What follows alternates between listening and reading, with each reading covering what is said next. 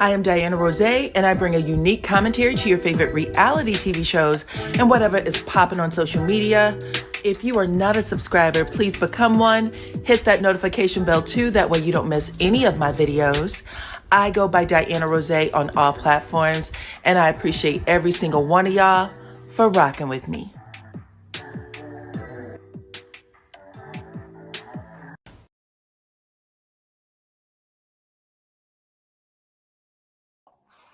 What's up, Supreme Team, and welcome to the channel. It's your girl, DYANAROZAY. If y'all can hear the sound of my voice, I need to make sure you can hear me so we can get us started. Please let me know. Please let me know. Also, hit the like button, share the video. Make sure you're following me on all platforms at DYANAROZAY. Welcome into the house, y'all. Come on in. Come on in. This is the first episode of the season, the premiere episode of the season, Real Housewives of Potomac, child. And I have to say, I liked it. Make sure everybody take the poll at the top of the chat too. I did like it, but damn, they are about to drag Stacey through the coals, okay? Come on in. Welcome, welcome, welcome. We are talking Real Housewives of Potomac. Y'all remember last year, Mia called an Uber Black and she got the hell up out of there. She left the reunion, leaving Stacey to basically carry the bag. Karen wasn't there. She had left that videotape, and Lady TJ child blew up Stacey's spot by calling Happy Eddie and all of them and letting them know that he didn't get paid, so he's not going to be at the reunion. Stacey should know better. She should have known what she was walking into, but damn. At this point, it looks like Stacey's going to be dragged, in my opinion. Come on in, everybody. Welcome to the chat. Welcome, welcome, welcome. We are talking about Real Housewives of Potomac. This is season 1. It was called Second Bloom. Second Bloom. And I thought it was good. I actually liked the show. This time, Giselle and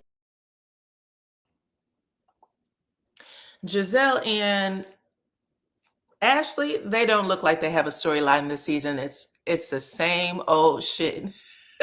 It's the same old with Giselle and Ashley. That's what it's giving so far.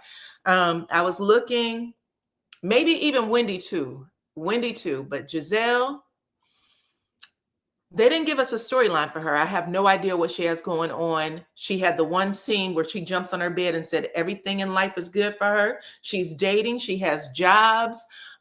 She's living in the house by herself and she loves it. So there's no conflict. There's nothing going on. That's what it looked like. Ashley's doing a second bloom party. That's the name of the episode, her second bloom. But outside of her getting into Stacey's ass, we probably won't see a whole lot more from Ashley. And it looks like also everything's been great for Wendy. So we got the new girls that we are going to find out what they have going on. Okay, what's up? Come on in. Welcome, welcome, welcome. So first, y'all, the first part of the episode is Karen Huger. So y'all know they were supposed to have finished filming the show. It was supposed to have been all wrapped up. Karen got let out early and she greenlit Bravo cameras to show up to the prison. Okay. There was no what's her husband's name? Ray, no Raven. I forgot her son's name, but he wasn't there either. Just the black Uber pulled up. You don't get to see her face completely. She hops in. They got mics inside the Uber, so you hear her ask for a tissue, and that's all Karen gave them. But it looks like she is open to getting her story out there, and no better way to do it than on the television platform, because nobody's going to hear it otherwise. Okay, so she is going to share her story, and she's letting people know. I don't know if she's filmed any extra scenes that's going to take place that they're going to cut in. But as of right now, we got to see Karen waving, and Bravo had those cameras right there. So I'm looking forward to that. I'm looking forward to that. And you know what? I think I actually heard Andy say that they weren't going to film Karen this season. So I don't know what's changed, but they gave us that right up front. Okay, so season 9 opened with them driving the route that Karen got into the car accident. Season 10 opens with Karen coming out of the prison. Go ahead, Karen. Come on in, everybody. Welcome, welcome, welcome, child. I know, I understand people get embarrassed, they get shamed, they don't want to talk about it. But Karen, kudos to you, child. That takes a lot of bravery to let them cameras stay there. And it looks like she worked it out. She said she didn't want anybody to see her face, so they didn't show the big reveal. But I think she might be a part of the reunion or something. So just so we know, okay? Now, on with the girls, who's currently filming, right? So after we get that opening scene, the next scene takes place. This is supposed to be the day after Karen has been sentenced. Okay, she's in jail, or excuse me, in the courtroom. They've handcuffed her. They are walking her out to that van so they can take her to the pokey, right? And Giselle is at home, and she has invited the girls over so she can get their first impression, their first thoughts on what went down with their castmate, Karen. And literally, it's a bunch of jokes. You can tell that they've all been laughing and giggling. Karen's going to see all this shit too, but they've all been making faces and laughing. I think Giselle said something like, is there a separate section of the prison that's for murderers? And they said something about, they hope there's an old, like a AARP section for Karen, because they want her to be safe. They want her to be okay. But they're all making those jokes. I think Ashley chimed in with the Thomas Jefferson's concubine. Anyway, they're all giggling, but at the end they said, listen, at the end of the day, we really are hurting for her. It's scary to think that she is in a jailhouse with a bunch of women taking showers, child. There's no privacy and nothing. All of her business has been exposed. They feel a little bit embarrassment for her, and they said they're hurting for her. But after they get through all of that, they end up doing a Spanish Inquisition of Miss Stacey Roush. Okay, Stacey Roush is on the hot seat for this season, and she should have known this to be the case because she was in a hot seat at the reunion. They were calling her a liar. TJ was putting out all kinds of nasty messages online, Lady TJ, saying that if he don't get his money, there was going to be a problem. Okay, he was going to take her to court. If y'all know the big bomb I got for y'all, he was making all kinds of threats to Stacey. Stacey is showing up this season completely doe-eyed, fuzzy-tailed, child, like she doesn't know what this show is about. And I'm confused. Stacey, last year I said I thought Stacey was like a kind of a mix between like a Katie. Y'all remember Katie? Stacey is nothing like Katie. Stacey's not able to get them one-liners off the way Katie used to. She could pop off in confessional after she thought about it for a minute. But when she is in the hot seat, she doesn't know how to give it to the ladies, okay? Even if it means stay the hell out of my business, she doesn't know how to say it quite right. I don't know if she'll get there during the season, but as of right now, no. Welcome to the chat, everybody. Thank y'all for showing up. We are talking Real Housewives of Potomac. Please hit the like button and share the video. That way my video can get out there to the folks, okay? I can get myself back in the algorithm. But yeah, they end up giving her this Spanish-style inquisition. They're asking her all kinds of questions about TJ and, you know, what's going on? Did y'all work it out? And she's acting like she does not know why TJ did this to her, why he would lie on her. And she's also asking for the girls to empathize with her. She's like, haven't y'all ever had your heart broke by a man? You know what I'm saying? Like, I really was in love with this man. No, we didn't consummate our relationship, but I was in love with him. And, you know, I thought he was going to be my next husband. Y'all remember that from last season? She was making it out like she was about to get a ring right after she divorced the German. Okay, Timo is his name. She was making it seem like her and TJ were all in, right? All in. And once they get married, they was going to, you know, do and have all the things. But now she's acting completely aloof. And it's coming across that way, at least to me, watching it on the other side. I'm like, girl, at the very minimum, you might want to just clean things up. I agree with Wendy. Clean it up.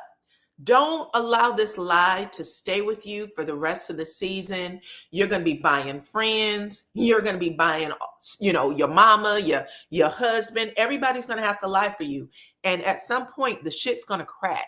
Okay? So anyway, they're asking her all these questions like, girl, we heard that you really wanted to be on TV. So you thought this was the best way to get here by hiring this dude to be your man.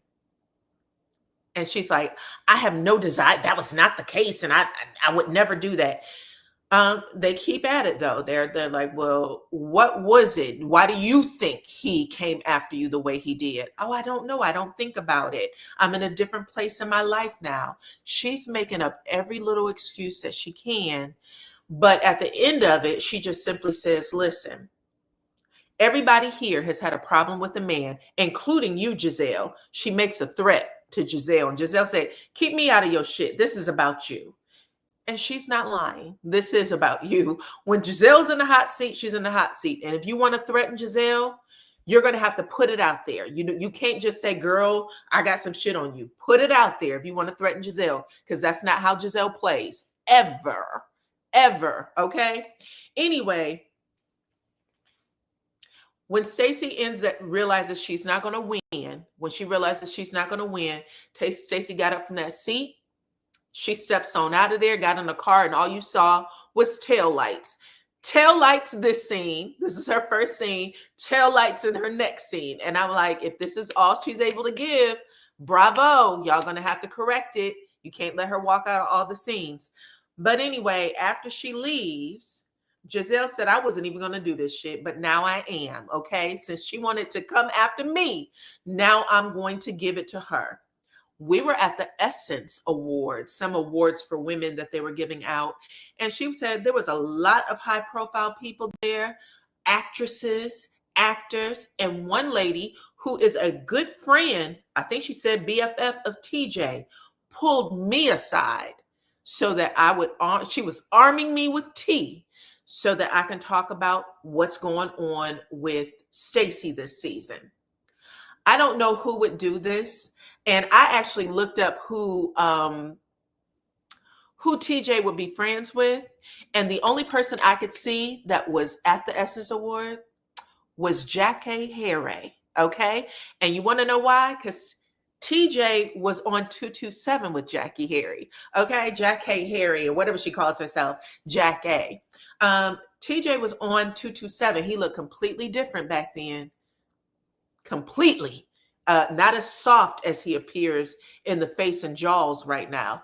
But yeah, that may have been possible. But Giselle said, listen, she doesn't want her name or information out there. She just told me that he told me, basically, he did, to share this information with the cast. And so she's sharing it. She said, listen, it's out there. This woman is being sued for breach of contract. He played her boyfriend, and he was supposed to get 50% of her Bravo check. 50%, okay? That's what she says. That's what Giselle tells the rest of the group. It was Wendy, Kiera, and Ashley was there too. So Ashley actually heard the story. So anyway, I asked y'all if y'all believed, if y'all thought that Stacey would be able to redeem herself this season. That was at the top of the chat. And 20% of you said, yeah, that you thought that she is sweet and that you believe that she will be able to pull out of this horrendous storyline so far, child, because it's bad. 62% of y'all said that y'all believe she should have bowed out before the season even started if she was going to come on lying. And 19% of y'all said y'all was stumping grapes for wine. Okay. That's not it. They're still going to brag tag Stacey by the time we are all done with this episode. Anyway, after Stacey hightails it out of there, we get a scene with Stacey and her husband, Timo, is his name. He is also German. So I don't know what it is, but the Germans seem to be dating or married to the Black women. That's what was going on over there on Bell Collective. Marie is dating herself a German, okay? Martin. But anyway, Stacy is sitting there with her husband, who I believe, and y'all can correct me if you know the answer to this. I think she said that she was married to him for like 17 years. 17 years, has a daughter. Anyway, she said, listen, we are divorced. We are divorced now. But she said they had decided they were going to take this family vacation for Christmas for her daughter. I forgot her daughter's name, but for her daughter, to keep everything, in her world a certain way, even though they were just simply waiting for the word that the divorce had went through. And she said while they were on this vacation, that's when they got word the divorce was finalized. The judge signed off on it, okay? But she said after they got the word that the judge signed off on it, they ended up looking into each other's eyes, child, and decided that they was going to stick it out. They're going to stay together. Did y'all believe that story? Hey, Gloria, what's up, girl? Nice to have you. Did y'all believe that story? Because the entire time that Stacy, because she was doing all the talking for the most part, I thought that Timo was given the same expression as Lady TJ. He was just looking at her like, okay, girl, you're putting it on a little thick. It wasn't giving to me. I didn't sense any chemistry between Stacy and her 17-year married husband. It wasn't giving me chemistry. It was like they were just, regular schmegular old folk. Now you're telling us that y'all have decided to try to stick it out again. Again, just pointing out what happened last season. Last season, Stacy said that her husband could have been hiding money, that he told her he was going to be fair with her, but she didn't hire any type of forensic accountants or anything. This could be all playing into the story that they're not really married, but how worried she was and how she needed advice from all the women on the show because they were, they were divorced. They've been through it before. None of that was discussed in the scene. Like we're going to continue living in the same house or whatever those things are. None of that was discussed in this scene. Just that she thinks that he looks good in blue and that she's happy they've decided to date each other now because previously they didn't have any real alone time. Everything was done with their daughter. And now they figured out how to date. She said some shit like, maybe I should write a book. And he said, there's plenty of books out there. Just read one. Okay? There's plenty of books out there. All we need to do is read it. That's it. Don't go write no books, child. That was giving to me, don't put us in any more lies. This is as far as we should go with this story. Okay? Anyway, that was pretty much it. Yeah, y'all said Stacy's a liar. Yeah, if you saw the tone in his voice when he said, no, we don't need to write a book. Just read them. They're already out there. We don't have to do anything else, child. I was like, girl, he wasn't giving me the same type of energy Stacy was giving me. And again, I didn't get no love energy there for her to feel like everything is, oh, I love looking into your eyes and all that. He was just like, okay, if you say so. If you say so, girl, sure. Okay, anyway, moving on. Let's get to Kiana and her mama. Hold on. Let's see. Mo Better said, good afternoon. I was so disappointed yesterday. I saw 6 CCs talking about another one and making fun of, Okay, I don't know anything about that, child. Let me tell you something. I ain't trying to be funny because I do know some of the people that are into it and I don't like that for them at all.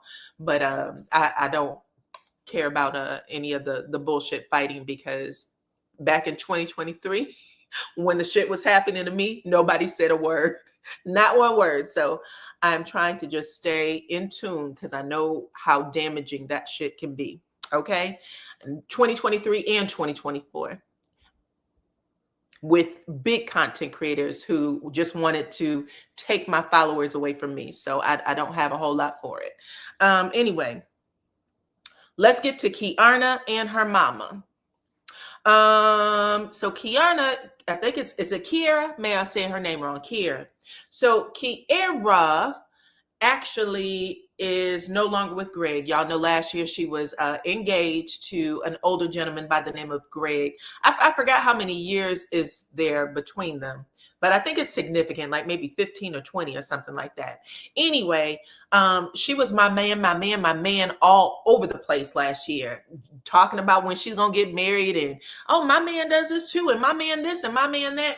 And I remember when she was at the house and her mom came to visit her and Greg, I told y'all then, I said, oh my goodness, her mother does not like this relationship and she does not like Kiera in it. You could tell when she was talking to him. She kept looking at her daughter like, girl, you are giving this person way too much, way too much. Okay. And she ends up telling her that in this scene when she came to visit. So Kiera is sitting there in her new condo. Her mama tells her, I like how you look. I like the house. I like what you're doing for yourself.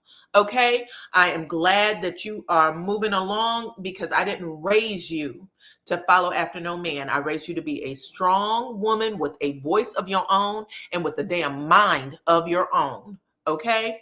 So she's telling her all of this, and you can tell this is kind of hurting her a little bit because she really doesn't want her family to say a lot of negative things about Greg.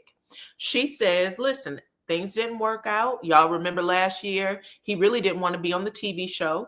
She does. I think she was working in his practice, so it was a little too close for comfort. Whatever he does for a living, she had moved pretty much her shit over there saying, I help him with this and I do this and I teach that.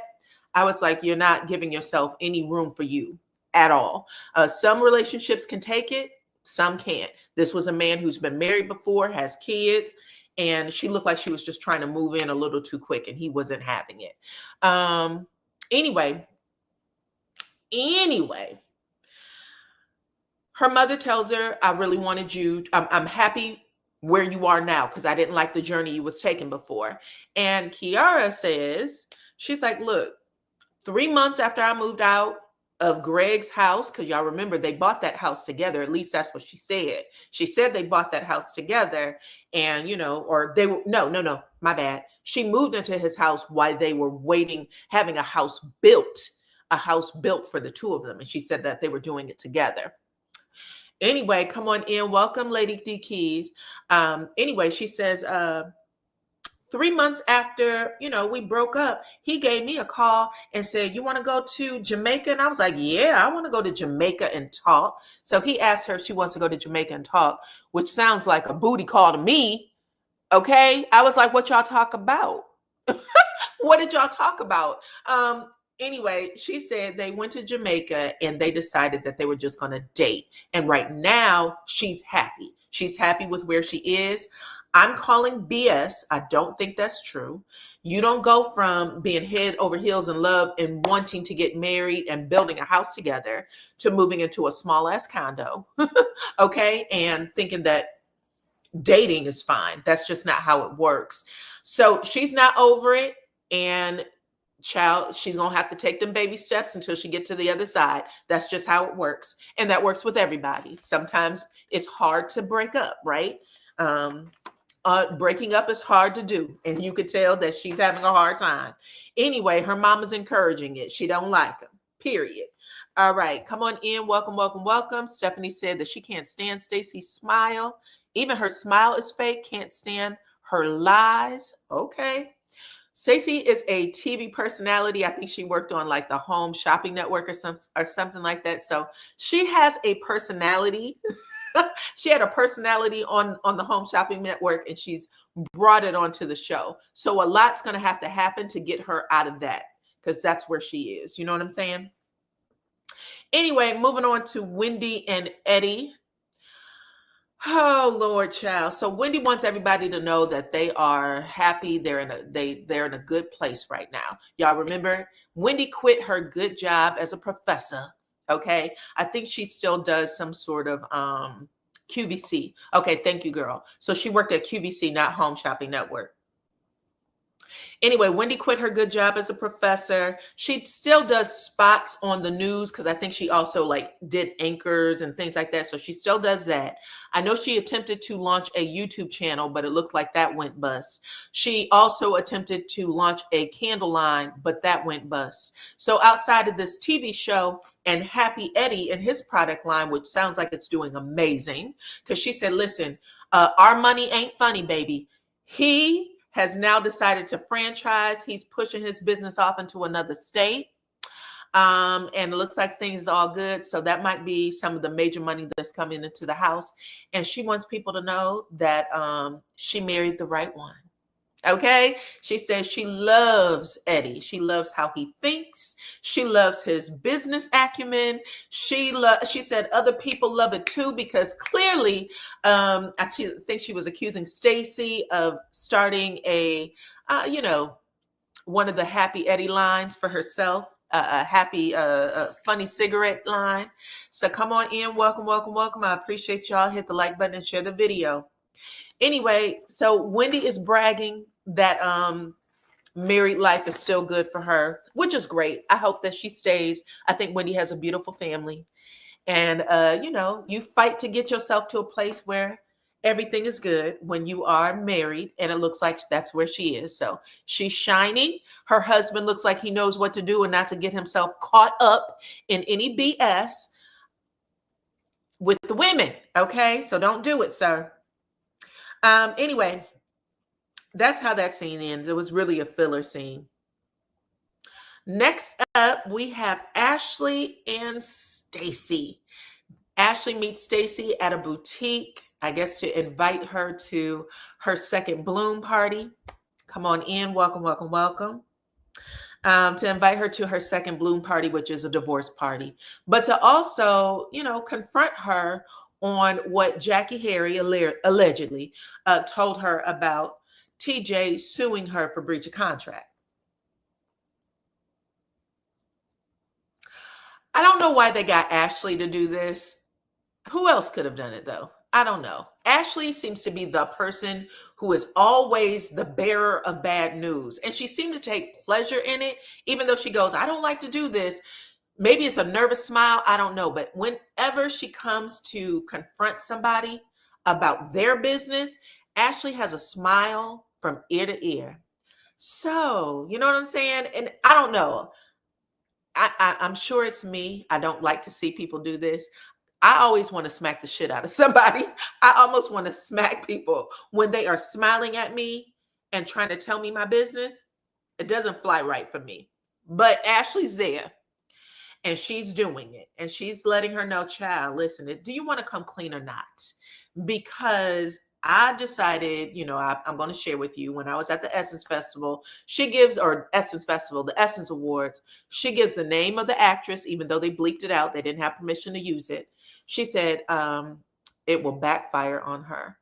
On Ashley, let me tell y'all what I heard real quick over at, who is it? DJ Richie Sky. He said, y'all remember last year, Ashley was trying to make it seem like she didn't get any money in her divorce. She was like, the only thing I got was a house that she had to put in an LLC, which is still owned by her ex-husband. She made it seem like outside of that the kids were taken care of, but nothing for her. According to DJ Richie Sky, Ashley got $20 million as a part of her settlement.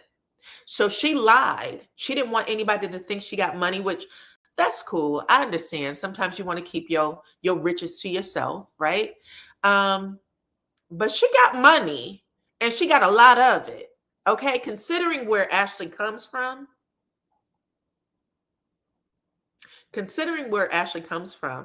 Ashley has made a decent life for herself. Okay.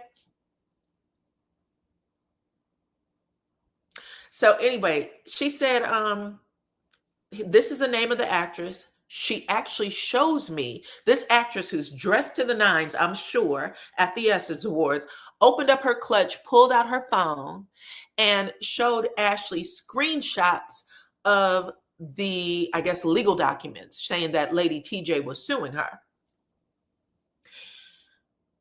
Oh my God. So while she's saying this, Stacey says, I don't know what you want me to say. I could care less. This fake friend of yours, if she wants to show me the real documents, cool. But outside of that, you're supposed to be my friend, and my friend wouldn't come to me confronting me with bullshit. My friend would ask me first. My friend would believe me. So, number one, Stacey's calling her out to be a fake friend. Welcome to the show, Stacey. Everybody knows that Giselle and Ashley are nobody's friends, okay?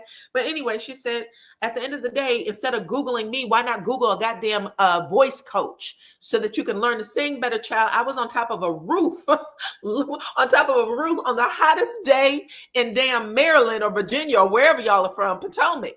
On the hottest day in Potomac, I'm standing on top of a roof listening to your ass try to sing. And here you are acting like you got something over me because you don't have a storyline. And we all know this. This is going to be Ashley's whole entire thing. She loves to kick the can. Okay. But anyway, she said, I'm not getting into this shit with you. We'll see if she gets into it in another place, but not with her. Ashley needs to mind her business. She was doing too much last night. Well, you know them producers, this is what they do, child. They're going to push you into getting somebody to talk about something. So, but yes, Ashley was the one. Ashley, who for at least 6 seasons, 6 out of the 9, was pretending to divorce her husband. And everybody was like, child, you ain't no more getting a divorce. You still live with that man. You keep going back for booty calls. What's the divorce about? Nobody believed it. But now it's her turn to go after Stacey. And Stacey said, what's the deal? Like, why are you coming after me? And Ashley screams as loud as day, I don't like liars. And I was like, bitch, what? Ashley.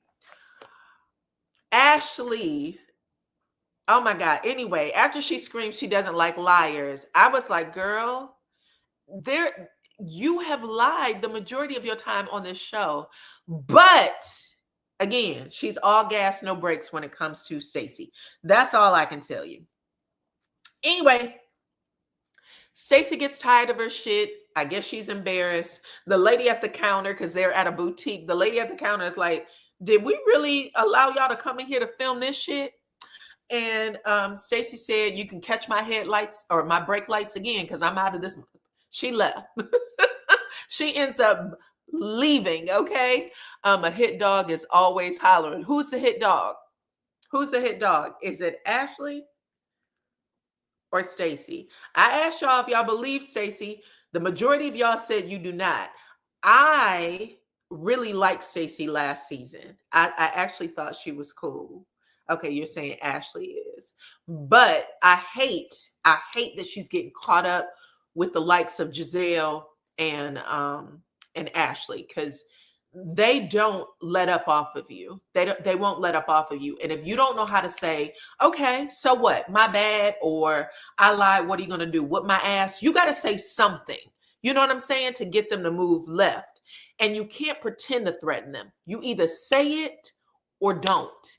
And right now she is falling on her face. And I hate that for her. I hate that for her because they will F her life up. You know what I'm saying? She's going to end up, if she don't get from up under this by the end of this season, she's not going to be able to come back next season. Y'all saw what they did to Mia, and Mia be lying all the time. Mia was a natural born liar. And they got Mia right up off that show. Mia left during the reunion. She couldn't take it. Okay. Ashley is a hit dog with a bone collection of drama and gossip. Mean Girls. And if they don't have it, they'll make it up. Stephanie said, Ashley makes my blood boil. She's been lying since day one. She is messy, a messy busybody always in everybody else's business. This show has turned into a single shit show and not successful business couples. Yeah, don't look for it to be about successful business couples. Y'all got to look for shows that are actually about business. This is a drama. This is a drama. It's always going to be about drama. Nobody watches successful business couples. What show was just on that nobody watched, that hardly anybody watched, that talked about business?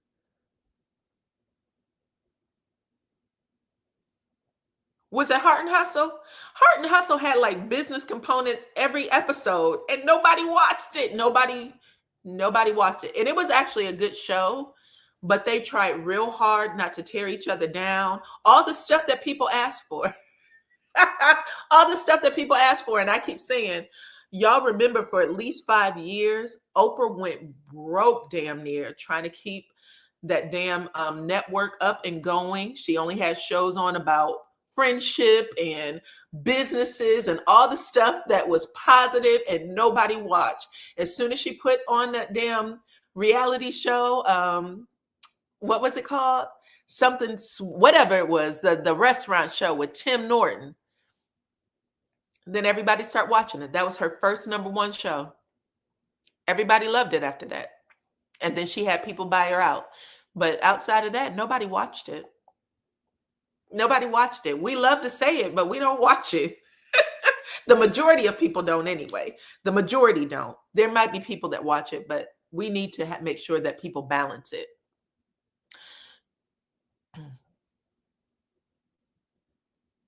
Sweetie Pies. Thank you. Oh, look, and I lived in St. Louis. It was Sweetie Pies. That's right.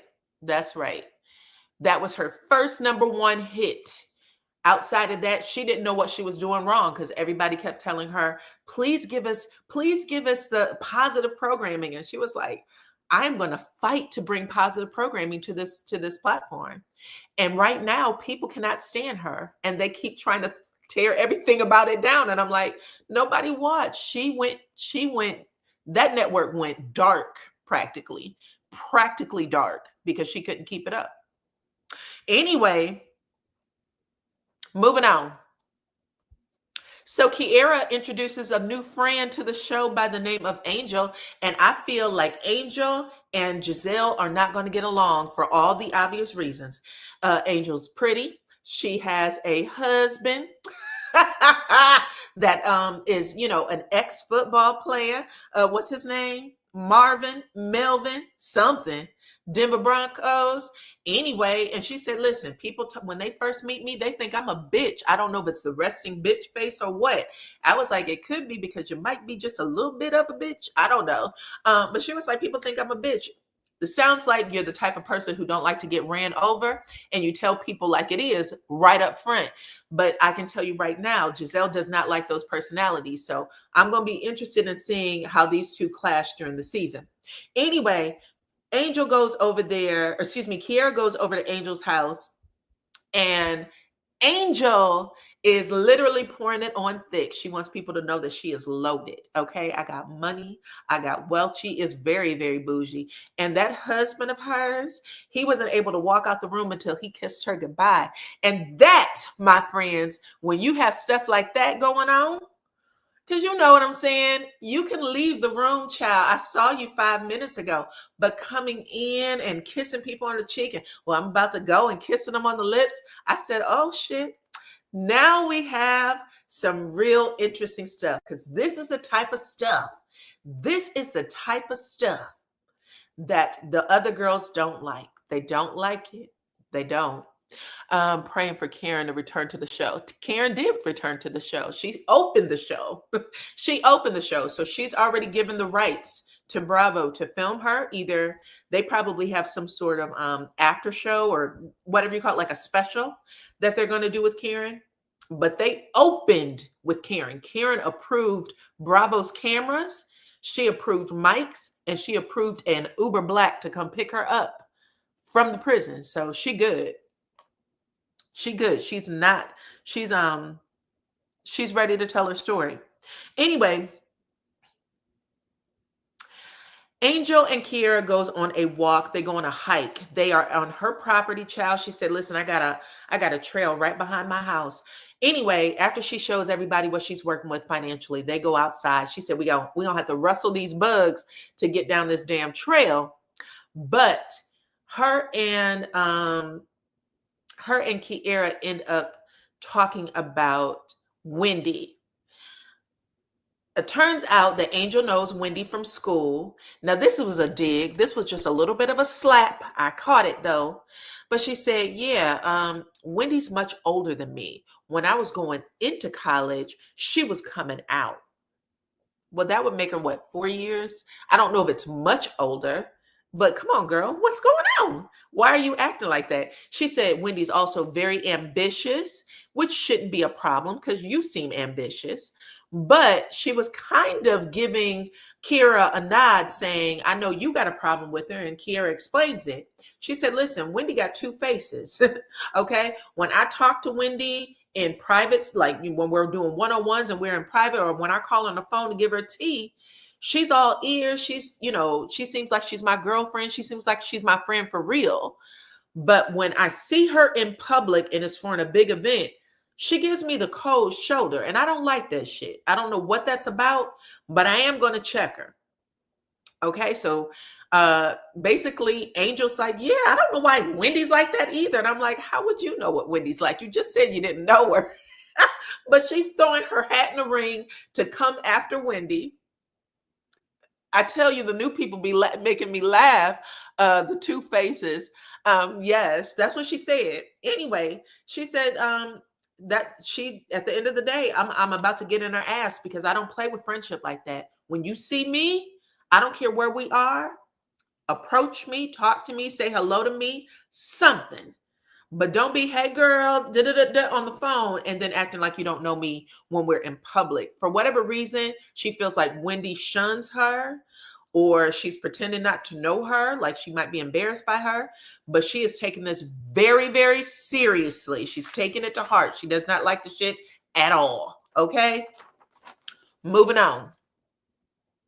So it is the event, Ashley's second bloom / divorce party. And everybody's coming in. Everybody's dressed to the nines, by the way. Wendy, I really like Wendy's dress. I don't know whose dress did y'all like the best.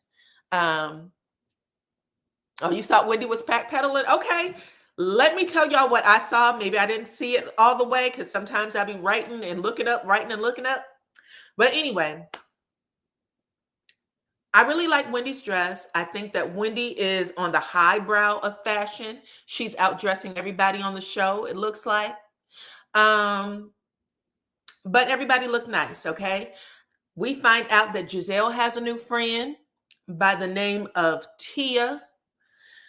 Tia is filthy rich, not a little bit rich, not halfway rich. She's filthy rich. She's from London. She got this heavy ass accent.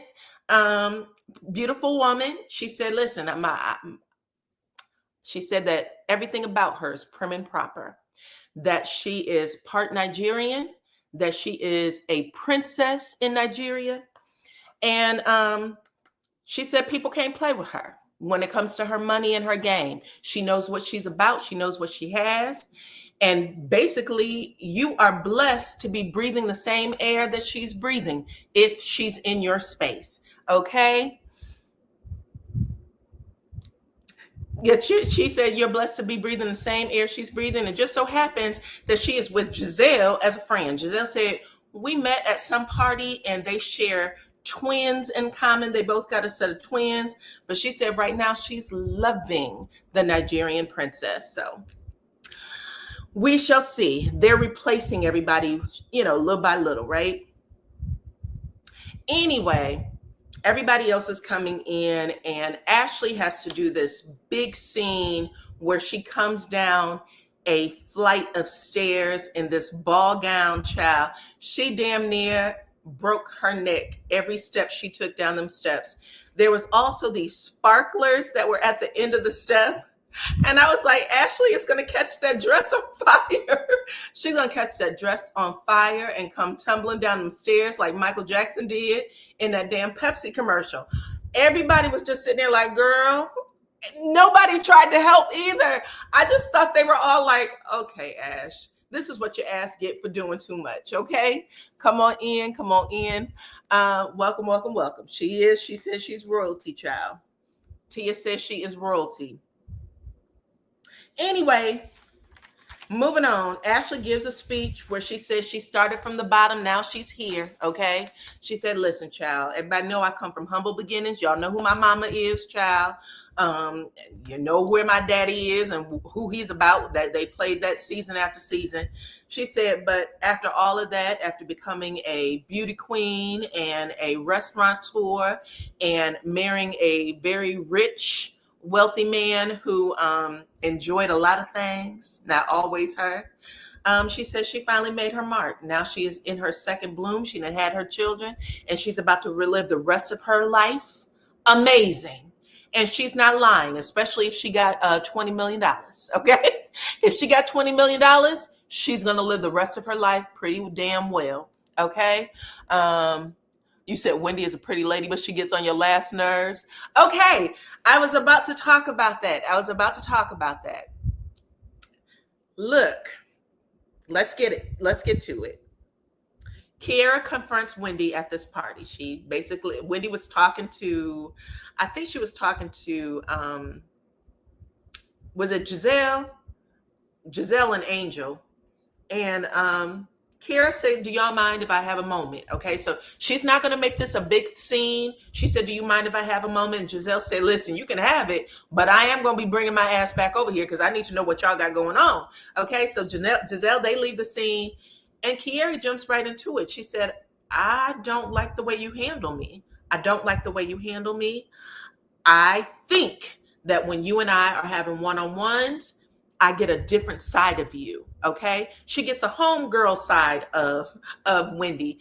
And Wendy does have two sides. She might have three or more. That's just a part of who she is. So you have to know. What do you mean, Fashawn? What does that mean? Tell me. I don't understand. So you just have to know that that's her personality, because I know y'all are saying you don't like the way she is. I think Wendy just has a couple of different personalities. We all do.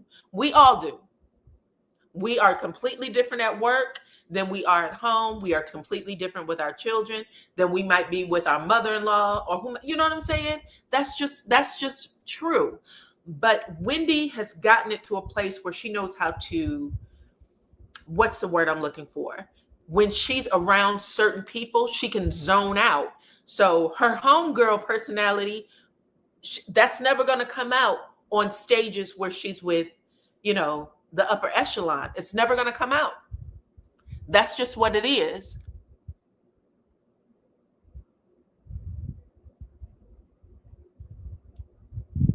She should have this conversation away from the event, not a good look queen. Well, we have to take in consideration, right, that sometimes they make them have those conversations because production costs money, so they want them to get it out, right? But Wendy and Kiara's conversation wasn't as bad as Ashley and Stacy's conversation. That was a conversation that was horrible. But she tells her, I feel a way. And y'all know that Kiara has a homegirl personality. I love Kiara. I think she's amazing. I do. I love her. But she hasn't figured out that part of Wendy yet.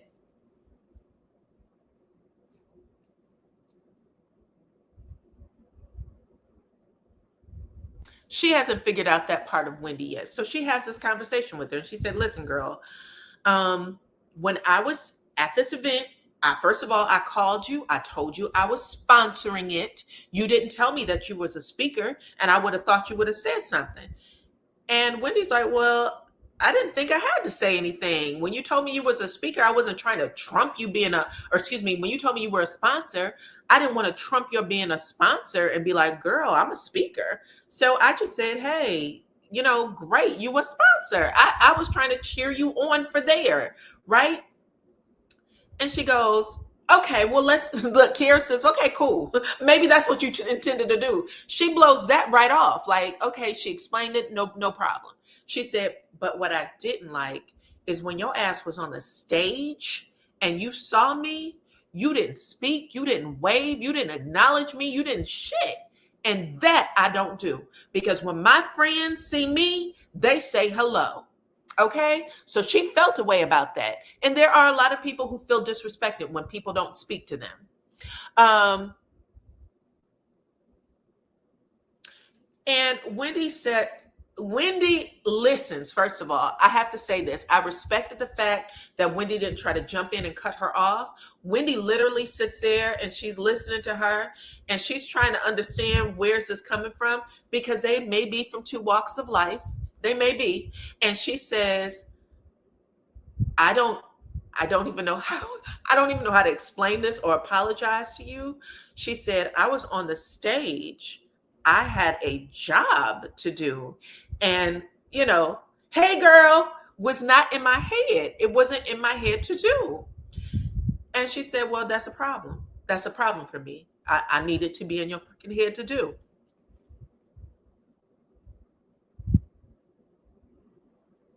It's totally normal for a person on the dais to holler at their friends, rolling my eyes. Okay. I'm assuming you're being facetious.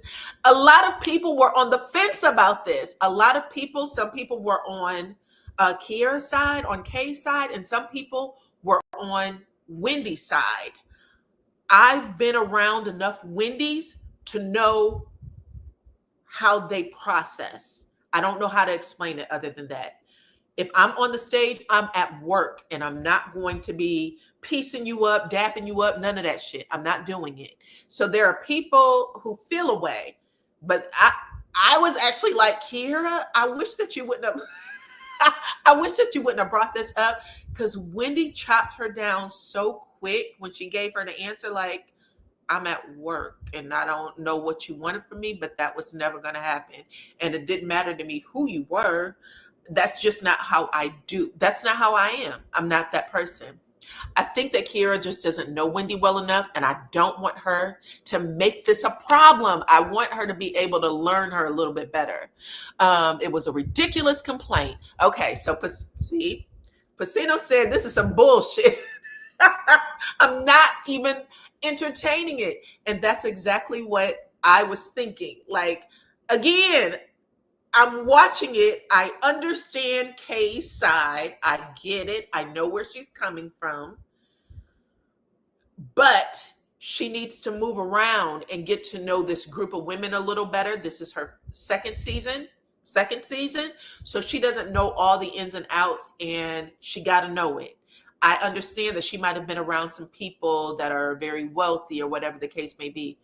But Wendy operates different. She operates different. And you gotta give that part of her grace. You just do, because she doesn't know any other way. She's never gonna do it.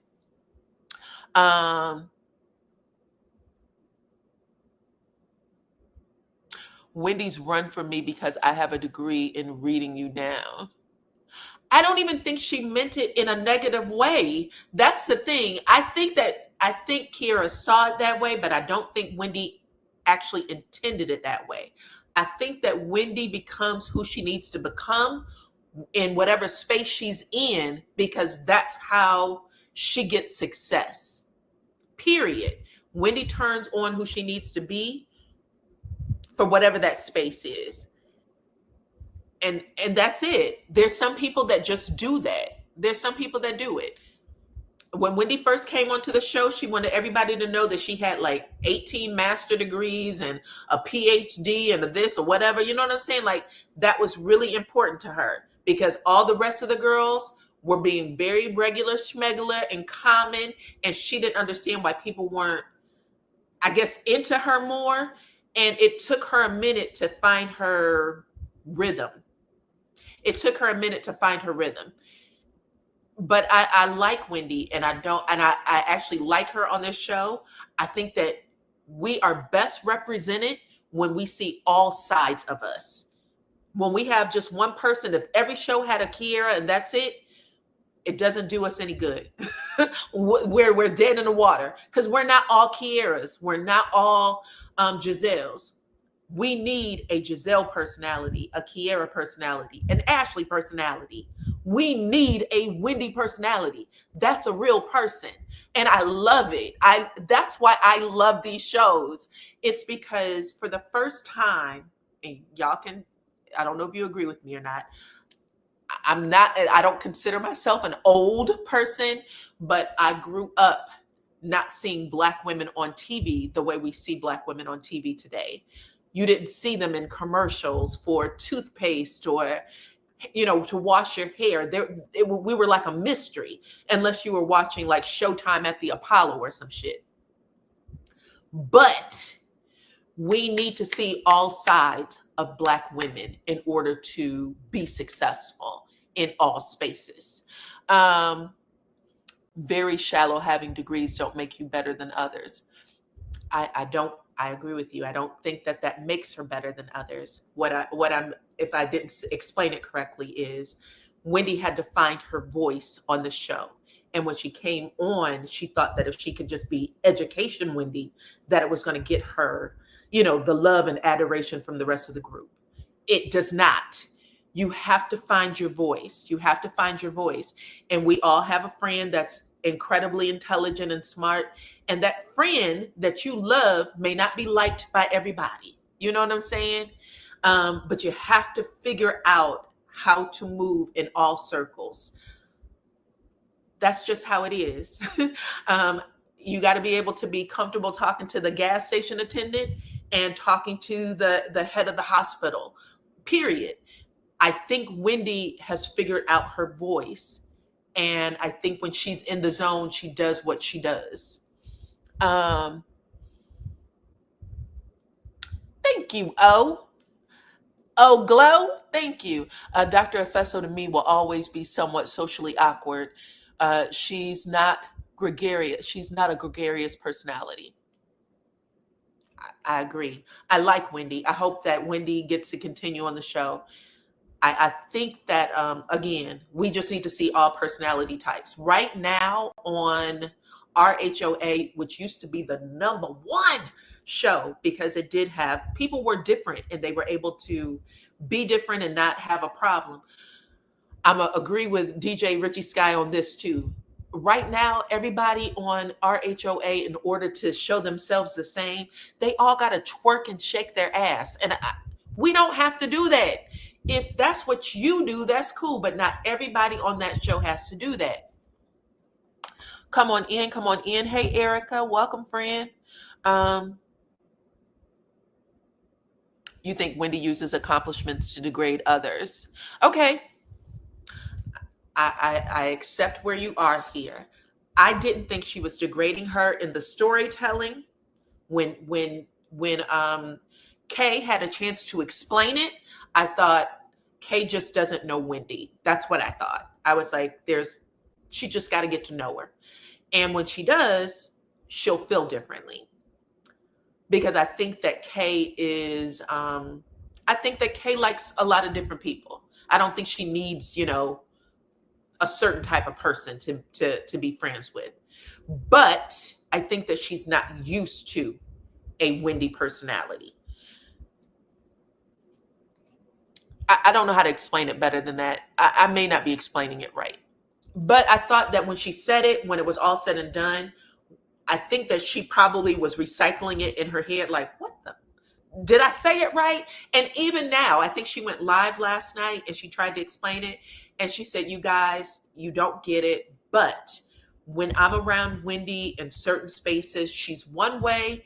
And in certain spaces, she's another way. And she may be, but that's her. That's just who she is. Anybody who says stuff like, I'm the same all the time. No, you're not. No, you're not. You're not the same all the time. Nobody might call you out on it, but you're not the same all the time to anybody. You're going to be different in different spaces. Welcome, everybody. Hit the like button, share the video. Anyway, we'll see what happens next, okay? Hopefully it'll be fine. Everyone doesn't want to twerk. Yeah, not everybody wants to know. Look, when we had Cynthia trying to learn how to twerk, I was like, oh, Lord, child, just no. It's okay to say no. I don't do that. It's okay. You don't have the muscles anyway. So you sit up there trying to make your shit bounce. It doesn't work. But anyway, we are at the end of the episode now, and this is Ashley's event. She's supposed to be in her second bloom. And when I tell you, she looked like an absolute nut. Oh Lord. So she decides to go after Stacy again because she didn't expect Stacy to show up at the event after she confronted her at the boutique. And Stacy, you know, she wants her paycheck, so she's coming. So I don't give a damn. But Ashley gets there and she decides to throw shade at Stacy, tell her that her breath stinks. And I'm gonna be honest with y'all, I did not know how breathy Stacy was. I didn't know how breathy Stacy speaks when she talks. She's like, Ashley. Like, it feels like she takes all the air out of her lungs to get out a word. But I was like, oh my God. And when she does it, everybody in the room, Giselle, Angel, they're all like, oh my God. You can tell that they were tearing up a little bit. Oh, come on in, child. Ashley's trying to keep that Bravo check too. Well, they're all trying to keep it, baby, for sure. Imagine getting paid almost $1 million for 4 months of work. We gotta be okay with getting $1 million for 4 months of work. That's pretty decent. But yes, did y'all notice that? The girl is breathy. Every time she speaks, it's like, I expect for you. Like everything is coming out. And when I was sitting there watching it, I literally was like, oh my God, it's coming through the screen. Like, girl, she's not paying attention to any of the social cues. She's not looking at anything. So Ashley's like, girl, your breath, like, I'm sitting here. I'm trying to talk to you about this. She's embarrassing the hell out of Stacy, and Stacy thinks she's joking, but she doesn't really realize it. So Stacy leans over in Ashley's face and she starts breathing on her. Does my breath really stink? And she goes, oh God, Stacy. And she's like turning her back on her. And I went, oh, Stacy, every scene you've been on in this first episode, you lost. You have lost every single one. And then, because I would think that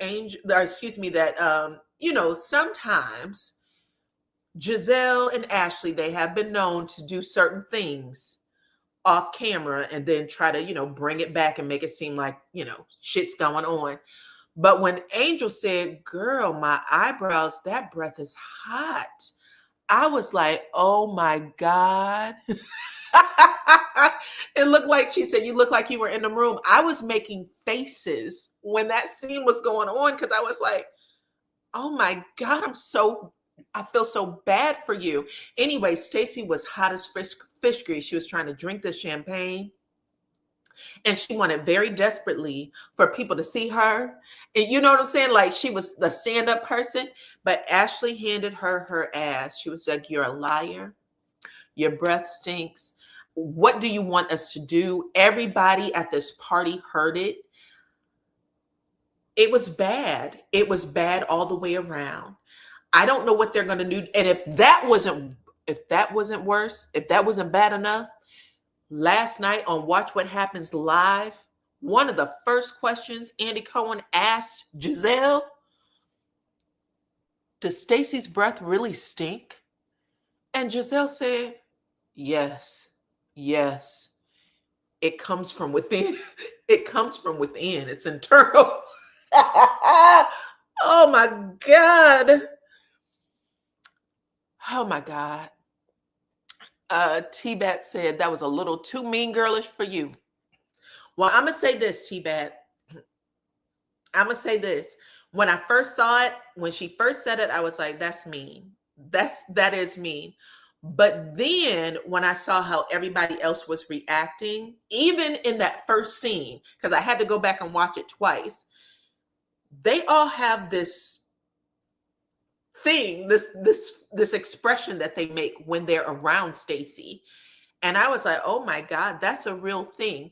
And Giselle was like, listen, I filmed those scenes with her and I do my best. I do my best. But Lord have mercy. All I'm going to say is this. This is going to be mean too, but I don't give a shit.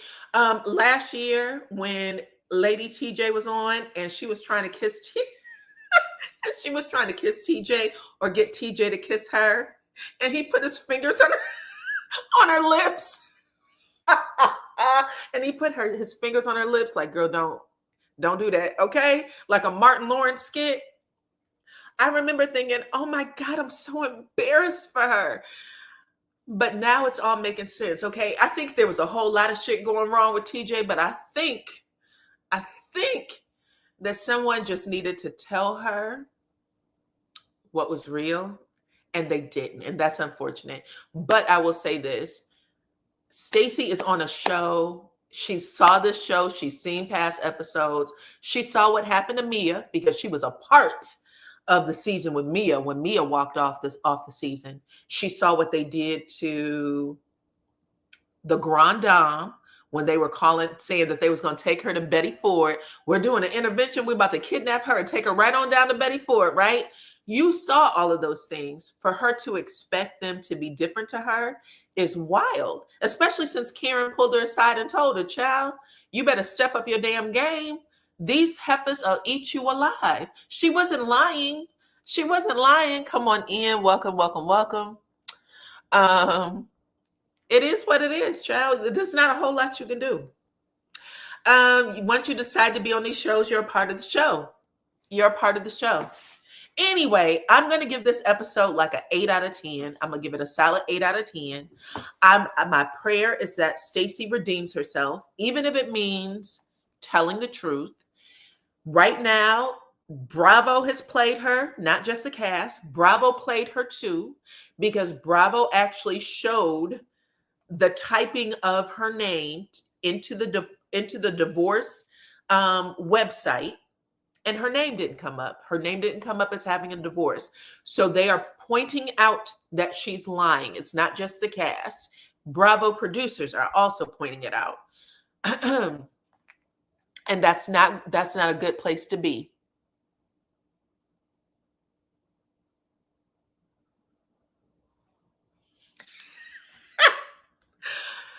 Stephanie said that people with bad breath usually have no idea, and it takes a strong or a mean person to let that person know.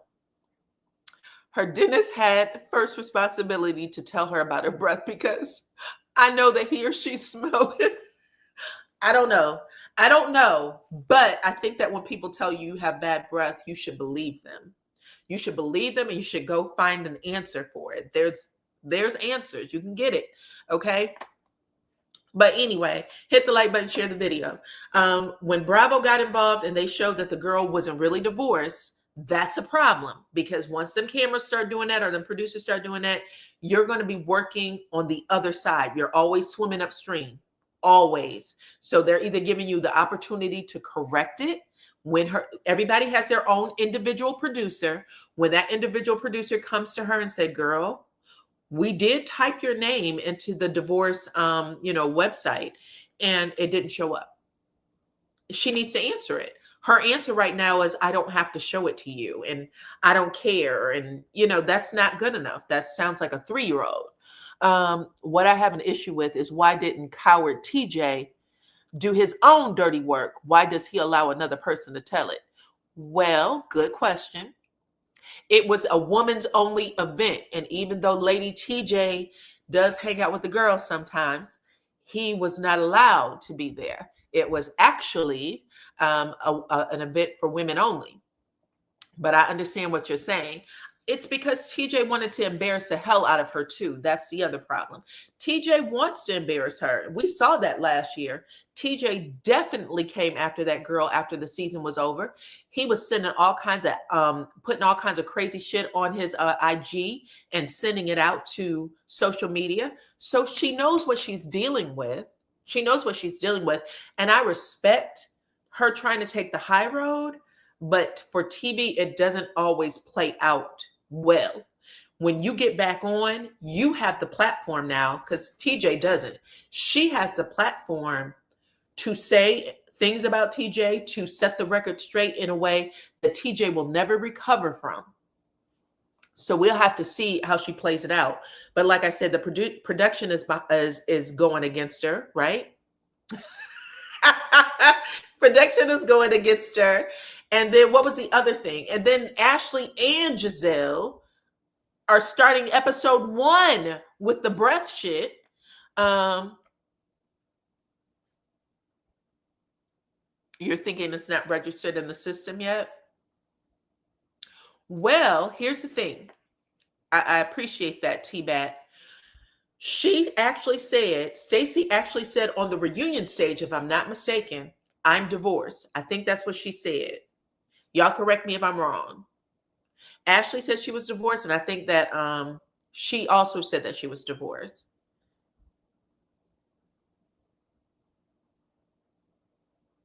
If TJ has a case against her, then why didn't that come up when Ashley typed her name into the court search?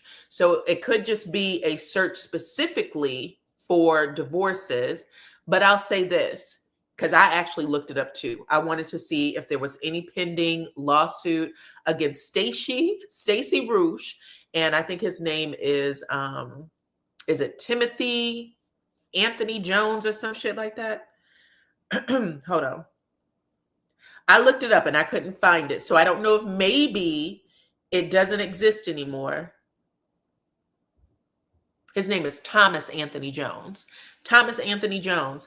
Anyway, I don't know if maybe he pulled it, but it's not there now. It's not there now.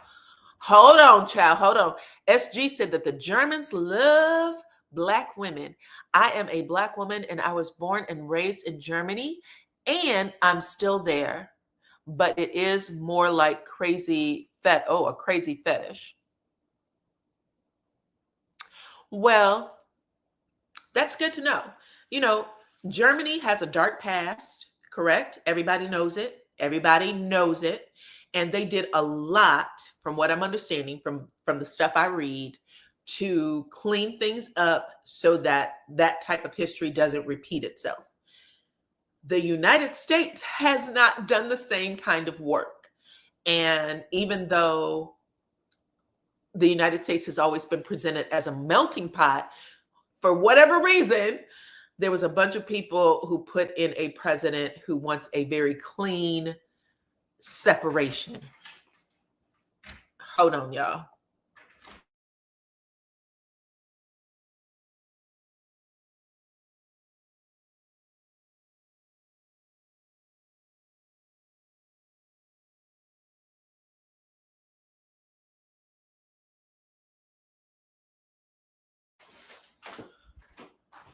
Anyway, so it's real interesting right now to see how all of these things are changing. Like Japan has just opened up rights for same-sex marriages, while Clarence Thomas is trying to figure out how to make it go away. So there's so much stuff that's happening with the U.S. The U.S. that has always presented itself as being so progressive.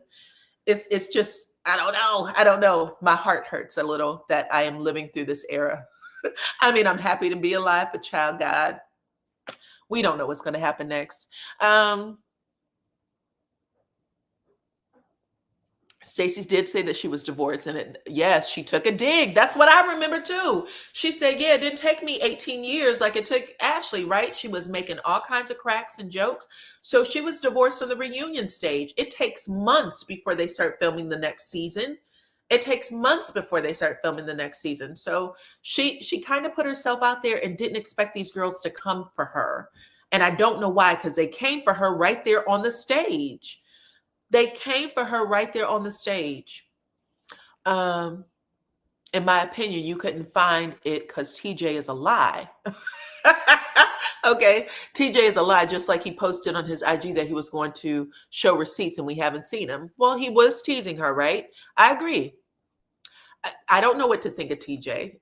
You know what I'm saying? I thought he was funny when I saw him on the show, but even though I think he's a liar, I also didn't believe that relationship. And I'm happy that it was, If it was fake, thank God, because he made Stacey look crazy. Stacey is a pretty girl. Like, why would you tie yourself to that? She's pretty, she's smart, she has a career. She has a lot of things. Tying yourself to a man he don't seem that into you doesn't seem like the right thing to do. It is possible that TJ got his money and he dropped it. It is possible. This was months ago, right? This was months ago when they filmed all this.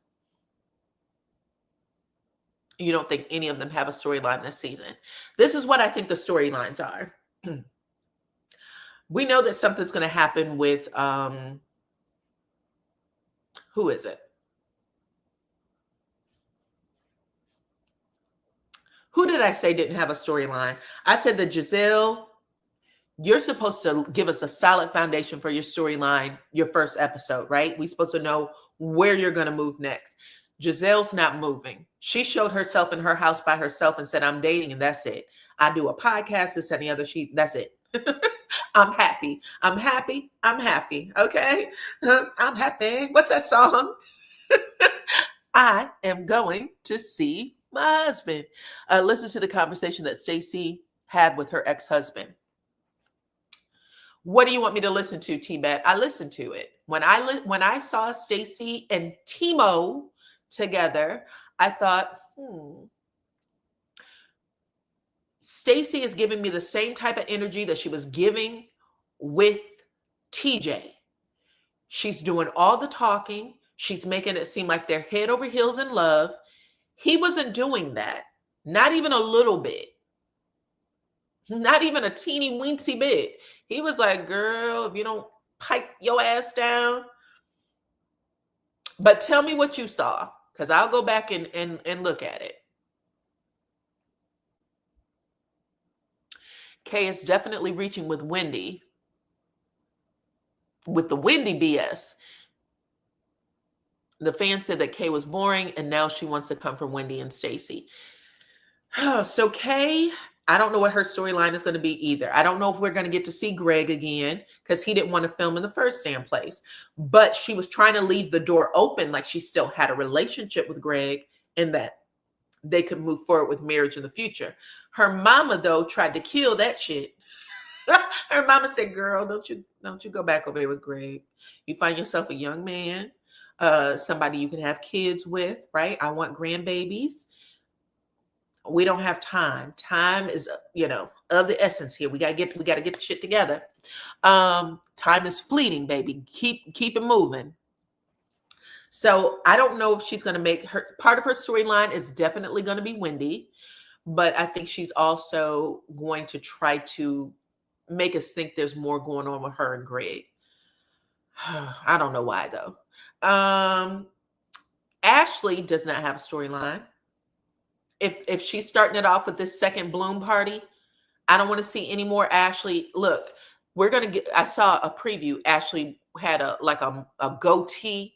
If I see any more video of Ashley dating women or turning into a man in the evening hours, why? We don't need to know that. Who cares? Okay. She's not giving us any insight to anything. It looks like she's just doing a bunch of cosplay.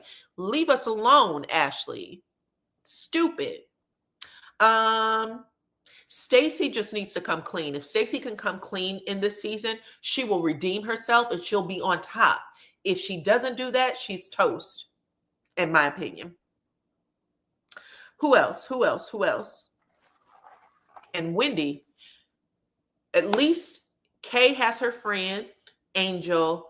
It looks like the other lady, Tia, might give us some good stuff. And we also have, I almost forgot, and we also have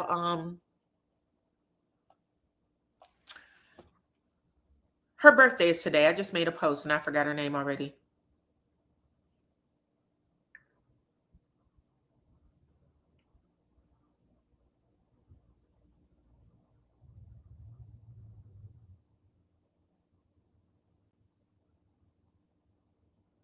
Monique Samuels. This is really what's going to save the show, Monique Samuels. So we know that she's going to be coming in.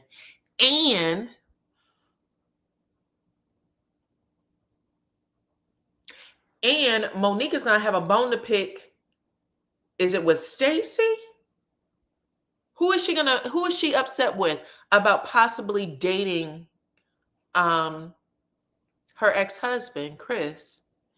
They said that they were on vacation when they received the paperwork about being divorced. I saw it. That was around Christmas. She said that happened at Christmas time, that they were taking their daughter on vacation together. So that was last year. They had already divorced when they filmed the reunion. They were divorced. They got the paperwork in the month of December, but it could still be in the database.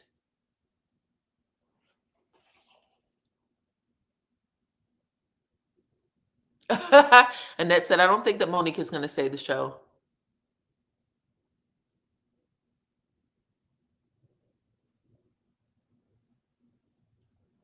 Giselle said she was going to quit the show last year. She said, I don't think I have any more stories left. And this is true. When you are, when you're in a happy place, you can't, there's nothing left. You don't, I mean, people watch TV to watch conflict. We say we don't, but we do. We do.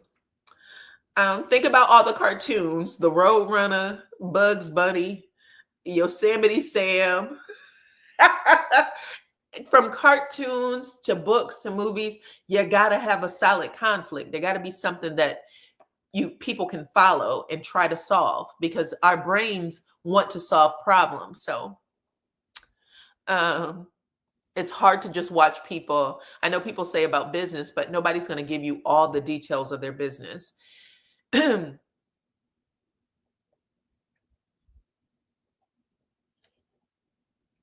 I think that Monique is a sell for this season. I think people are definitely interested in seeing her back on the show, and they are interested in seeing her, how far she's come.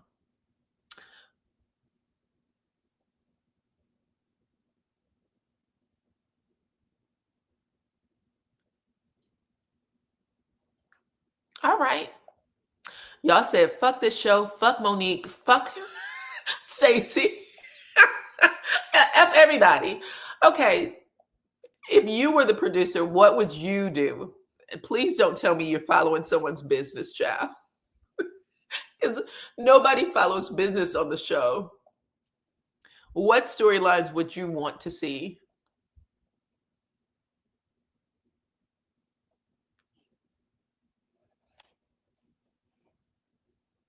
I'm okay with seeing Monique. I think that a lot of people thought that Monique was a gold digger, and that she was, just with Chris to take his money. Apparently, he had a very ironclad prenuptial. Prenups don't work for people like,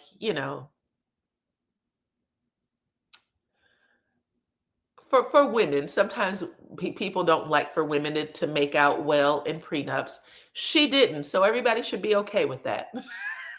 She got nothing, from what I'm understanding, except a house, but she got no payments. And I don't even think she gets child support. I think she takes care of the babies her way, and he takes care of the babies his way.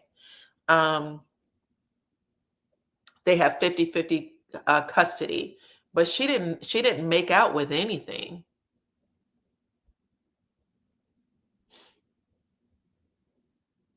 But what story would you tell? What story would you tell? Because everybody's life is fairly similar. That's why people watch the show, because you can relate to it. You get up in the morning, you go to work, you take care of your family, you come home, right? And then you need something to happen in between time. So they have to look for people who have something going on, something that they can make a story out of. Monique being able to share where she is, because Monique came on the show and Giselle was like, "Oh, you homeless? You don't have a home?" And she was like, "I got 4 homes," or whatever she said. "I got 3 homes," and you know what I'm saying? Monique was going toe to toe, and now She comes back. She can't say she got 4 homes. She can't say she got 1 house, okay? You got 1. And from what I'm understanding, she got to get up and go to work when she was trying to fight. When Chris said, you don't have to work, you don't have to do shit. All you have to do is be my wife, be here for me in a family capacity, take care of our children. She wanted to do other things. I want to get up in the morning. And the only reason they were on that show at all is because Monique wanted to be. Monique wanted to be on Real Housewives of Potomac. And so Chris was trying to make her happy because he knew she had dreams and ambitions. That's a story. That's a storyline. I hope we get to hear the aftermath of that if she's willing to tell it. Because I saw an interview that she did and she wasn't there yet. And she might not ever get there to the point of where I want her to be. But people see their lives differently than other people see it. But when you come from a space where you was living in Potomac, I'm assuming, and had 5 houses, and your husband had a financial portfolio that could have taken care of you for the rest of your life, and you walk away from all of it, that's a story. I'd love to hear it. I'd love to hear it. This is you're late in your life. You're a beautiful woman. You could marry again, sure. But you were fighting tooth and nail to work for a radio station that I think let you go. I think you got fired from the station. So she didn't even keep her job, but she wanted to get up at 4 a.m. to go to the radio station. And he was like, I don't know how to make you happy, but if that's what you want to do, cool. Remember that? If that's what you want to do, cool, because I'm satisfied. I lived my life. I did what I wanted to do with my career. I love you. I want to stay married. I don't want this for us. People don't always, you want what you want when you want it. And everybody around you can see that you're making a mistake. You know what I'm saying? Because when she did that show on, was it Love and Marriage DC? When she was on Love and Marriage DC, I remember saying, oh my God, she's unhappy, but she's blaming it on this marriage. And it might not be the marriage. I'm not going to lie. I literally was like, if you are able to get over this hump, Monique, you will be so much better. But the truth of the matter is, you think that your life is going to be, you know what I'm saying, fireworks if Chris wasn't here. And it's not. It's going to be a struggle.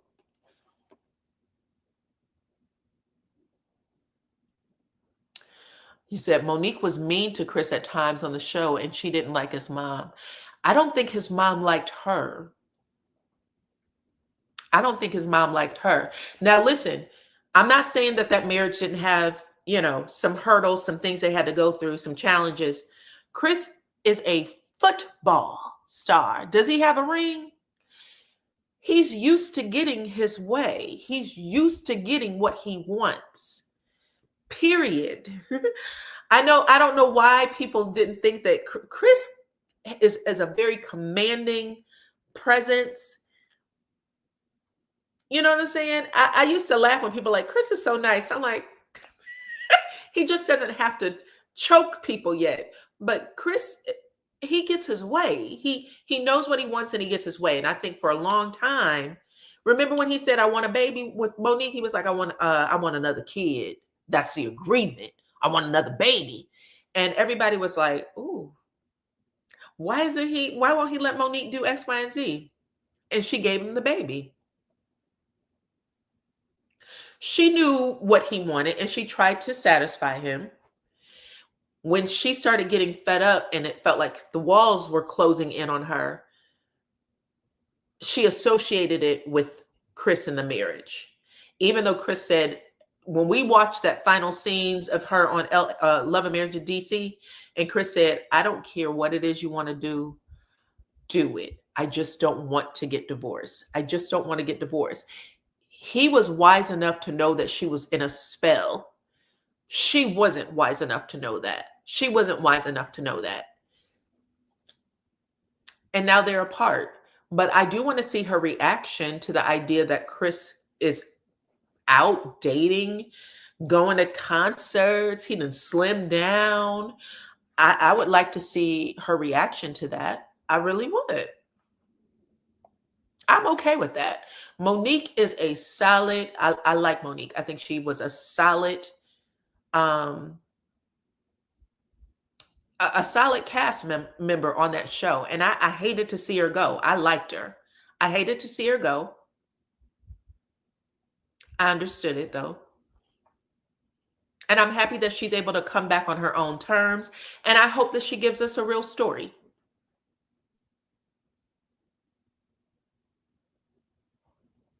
How do you know this? How do you know this girl? What's date the tea? My bad. I don't know if you have a YouTube channel because you have a unique name, girl. What's the tea? But hey, follow her if she has a channel, y'all. Thank you for coming over. How do you know that she didn't love him back? They were married for what, 11 years? And I don't think that it started off with him doing everything to make her happy. I think that he had a very traditional way of thinking about marriage and what a woman's place was. He shared that on Real Housewives of Potomac. I think that it took him a long time to get to a place. Because remember, his mama was like, you don't do shit. Like his mom was really dismissive, and I'm sure that was hurtful for her at some point. But I don't think that's how Chris started off. I think that he started off saying that you're married to me. You're married to me. You should do what I tell you to do, want for nothing, and not really have goals of your own. He later actually says on Love and Marriage DC, I was wrong. I admit that. I know you have ambition. I know you have things you want to do, and I will support you in that. I just think that it pushed too far. This is what I saw. I think that it just was already on the other side, and she just needed some time to work him back into her life the way she needed him. But no, look, I'm not trying to be mean or anything. Monique is very hotep. Is that the right word? Very crystals, and I'm also a little hotep, so I understand. But hug a tree, give me all the animals. She's that person, right? And I think that didn't match Chris completely.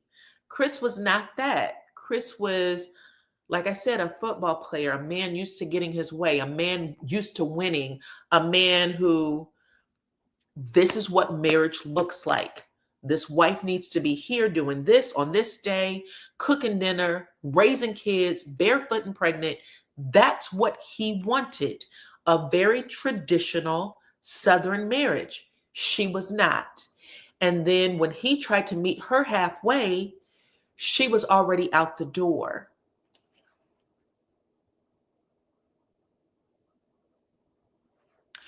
I don't think that he was more into her. I think that it can, I don't know. I don't know. You might be right. You might be right. I actually thought that it looked to me that she loved him, but she was fighting to get her personality out there. And I think that when they came to Real Housewives of Potomac, I thought that was him saying to her, listen, this is what you want to do. I'm cool with it. But if y'all go back and watch those old seasons of the two of them, Chris was very no nonsense. When he was making jokes and stuff, like when he got on his knees and kind of simulated her giving him a BJ, y'all remember that? And he was like, this is how I like to see Monique, or this is something like that. I was like, ooh, not good. Not good at all. And he probably didn't even realize he was doing that type of dumb shit, but that's just how he was. He's a football player. I don't know how else to describe it. He's a football player. Let me correct myself. I think that she started not to love him back. I agree. It could have been because he didn't let Monique find herself. And no, I don't have a channel. Oh, okay. All right, no problem. But yeah, that's it. Anyway, I'm looking forward to seeing them.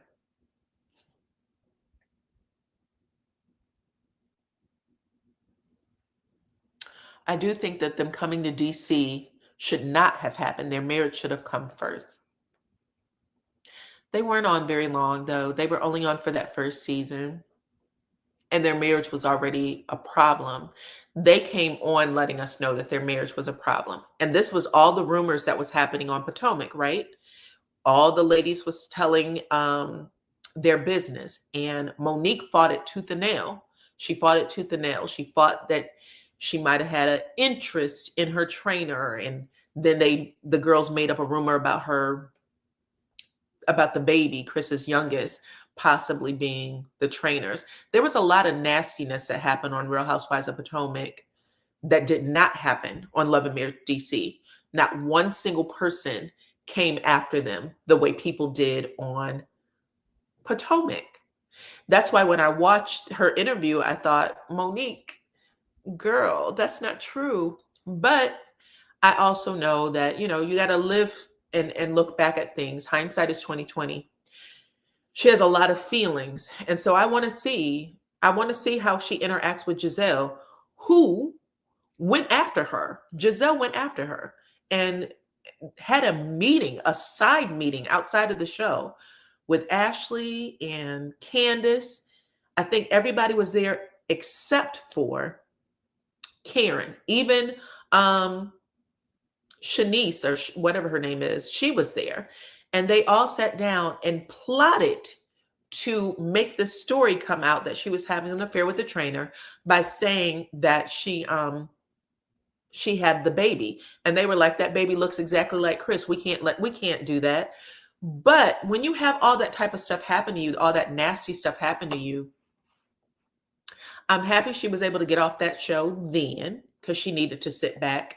But the damage was done. When we see her on Love and Marriage DC, even though she doesn't believe this to be true, I saw a woman who was fighting to find herself, who was fighting to figure things out. She knew that the marriage was on the rocks. She needed a job because she did not have a prenup that offered her anything. And so you know what I'm saying? So she was like, well, maybe I just need to get back on this reality TV show and see if I can put money in my pocket.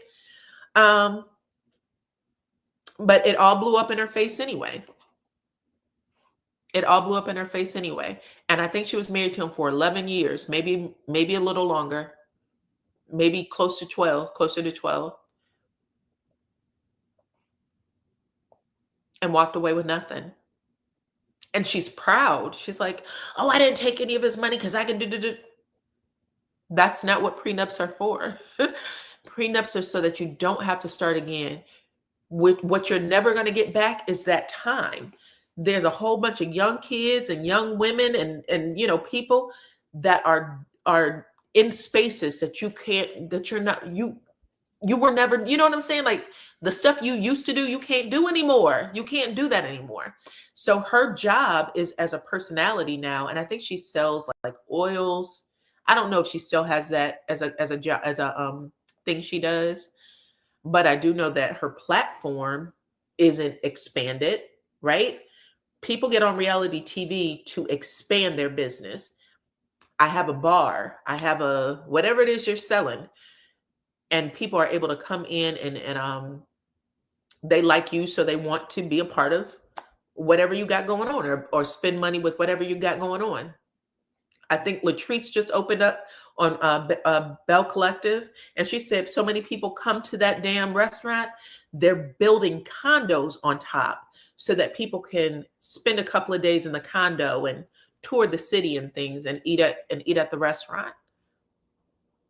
That's crazy. You know what I'm saying? But if she was to get off that show, it won't be the same. Whoever they put in her place is going to take all of her publicity. They're going to take all the marketing, all the everything. She's not going to be able to market it the same way. It's going to take a lot of extra work.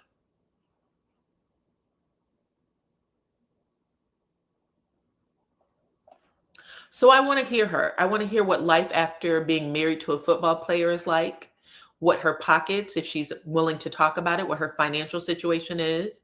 She has beautiful children. They'll always be taken care of. but she won't be taken care of with him unless they get back together, which could happen. She could get on the other side of this and say, you know what?